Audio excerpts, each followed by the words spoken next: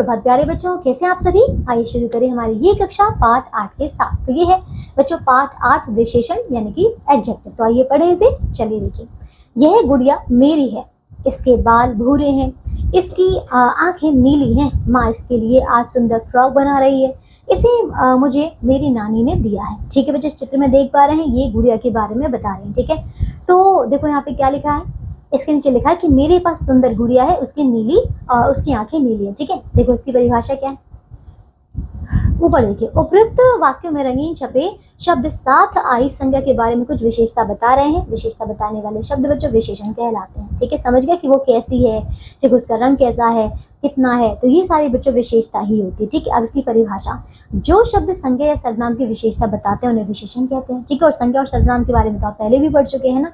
तो विशेषण शब्द जिन शब्दों की विशेषता बताते हैं उन्हें विशेष्य कहते हैं। ठीक है, जैसे कि अगर बोला जाए गंगा पवित्र नदी है, ठीक है, इसमें जो विशेषण है वो है पवित्र, क्योंकि गंगा एक पवित्र नदी है। ठीक है, तो ये हो गया विशेषण। लेकिन अगर बोला जाए कि किसके बारे में बात हो रही है, नदी के बारे में, ठीक है, तो नदी क्या हो गया यहाँ पे, विशेष्य हो गया। ठीक है, अब आते हैं विशेषण के भेद। देखो विशेषण के 4 भेद होते हैं। पहला यहाँ पे गुणवाचक विशेषण, दूसरा संख्यावाचक विशेषण, तीसरा परिमाणवाचक विशेषण और चौथा है सार्वनामिक विशेषण। ठीक है, आइए एक एक करके पढ़ते हैं। तो पहला यहाँ पे बच्चों गुणवाचक विशेषण। देखो, जो शब्द संज्ञा या सर्वनाम शब्दों के गुण दोष आदि बताते हैं उन्हें गुणवाचक विशेषण कहते हैं। जैसे कि यहाँ पे देख सकते हैं मीठे आम, तो अगर पूछा जाए कि कैसे आम, हम बोलेंगे मीठे, है ना। दूसरा ऊंची कुतुब मीनार, ठीक है, तो अगर बोला जाए कि कैसी, तो क्या होगा, ऊंची, है ना। फिर मोटा लड़का, कैसा लड़का, तो हम बोलेंगे मोटा। ठीक है बच्चों, देखो दिए गए वाक्यों में मीठे शब्द आम की, ऊंचा शब्द कुतुब मीनार की और बच्चों मोटा शब्द लड़के की विशेषता बता रहे हैं, अतः ये गुणवाचक विशेषण है। अब दूसरा संख्यावाचक विशेषण। देखो, तो जो शब्द संज्ञा या सर्वनाम शब्दों की संख्या या गिनती बताते हैं बच्चों, उन्हें हम संख्यावाचक विशेषण कहते हैं बच्चों। जैसे कि बोला जाए कि कुछ फल, यानी कि कितने फल, तो हम बोलेंगे कुछ फल, तो ये संख्या ही तो है, निश्चित नहीं है पर संख्या ही तो है।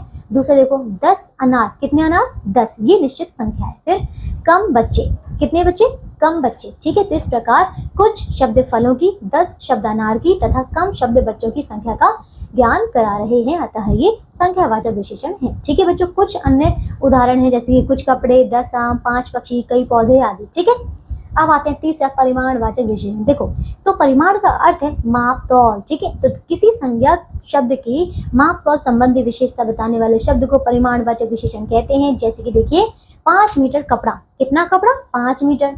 2 लीटर दूध, कितना दूध, 2 लीटर, है ना। 2 किलो चावल, कितना चावल, 2 किलो चावल। ठीक है, तो ये था। अब इस प्रकार ऊपर दिए 5 मीटर कपड़े की, 2 लीटर दूध की तथा 2 किलो बच्चों चावल की मापतौल बता रहे हैं, अतः ये है परिमाणवाचक विशेषण। ठीक है, अब चौथा आता है सार्वनामिक विशेषण। देखो, जब सर्वनाम शब्द को संज्ञा शब्द की विशेषता बताने के लिए प्रयोग किया जाता है तब वह सार्वनामिक विशेषण कहलाता है। ठीक है, जैसे कि यहाँ पे देखिए वह घर मेरा है, ठीक है, वह घर मेरा है, ये फूल सुंदर है, वे कपड़े आंटी के हैं। ठीक है बच्चों, तो इस प्रकार ऊपर दिए गए वाक्यों के वह शब्द घर की ओर, ये शब्द फूलों की ओर, ठीक है, वे शब्द कपड़ों की ओर संकेत कर रहे हैं, तो ये हमारे सार्वनामिक विशेषण। ओके बच्चों, तो इस संज्ञा के आगे आते हैं। ओके, तो बस ये था हमारा पाठ, इसमें हमने विशेषण को अच्छे से पढ़ लिया है।